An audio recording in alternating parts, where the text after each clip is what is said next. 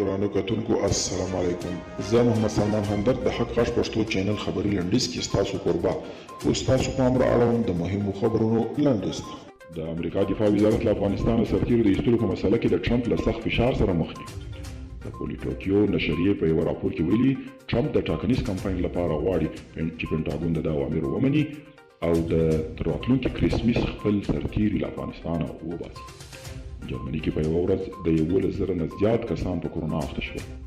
د مشرانو جرګې رئیس سبا د پاکستان سفر لري. هغه پاکستان ته ځي. د افغانستان لپاره د پاکستان ځانګړی استازي محمد صادق وایي د افغانستان د پارلمان رئیس میر رحمان رحماني به سبا د یوه لړپوړي پارلماني پلاوي په مشرۍ اسلام آباد ته لاړ شي.